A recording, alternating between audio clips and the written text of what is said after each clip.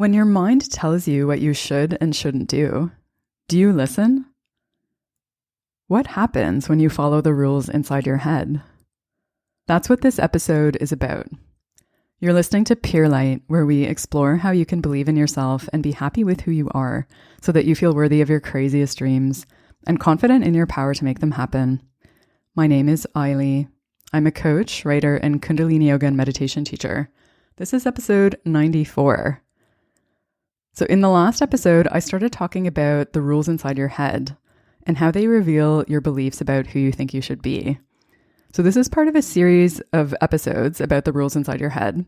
If you want to get them all, be sure to subscribe to Pure Light wherever you listen to podcasts.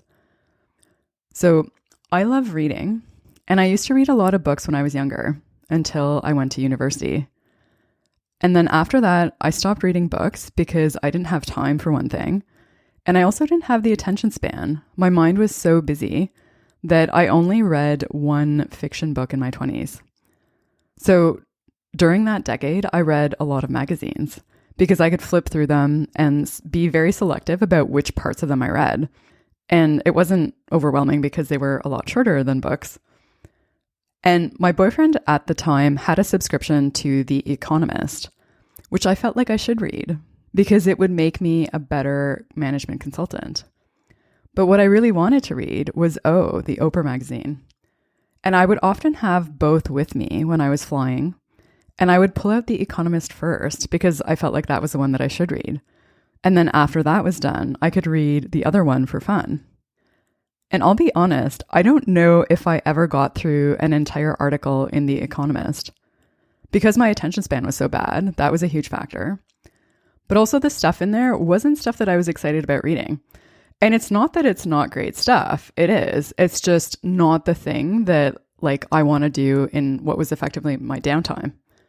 So I kept trying to force myself to read The Economist, and I kept not getting very far. And then when I'd pull out O magazine, I'd feel this sense of excitement and relief, and I would actually read some of it.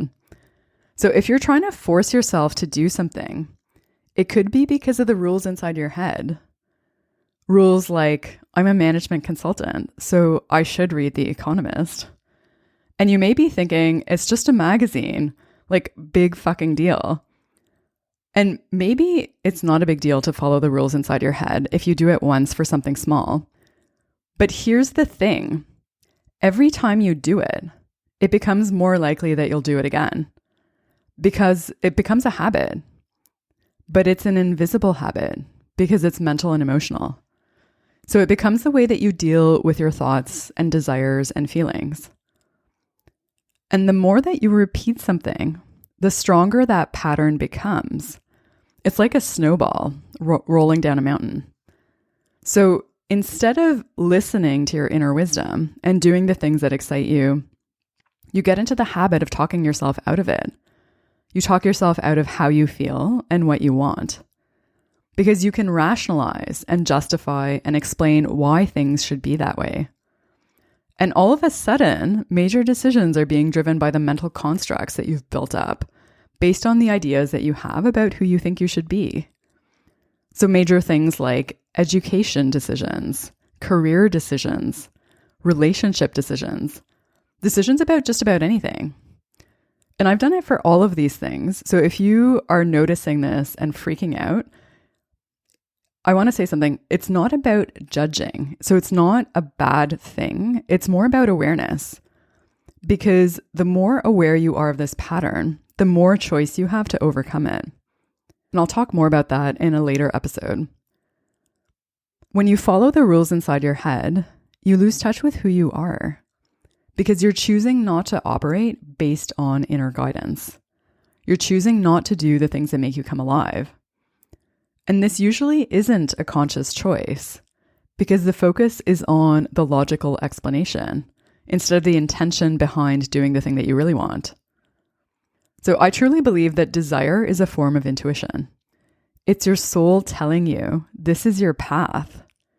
So when you ignore that excitement and natural curiosity you have about things and you try to contain it, in a way, you're killing your soul. You're telling it what you want doesn't matter.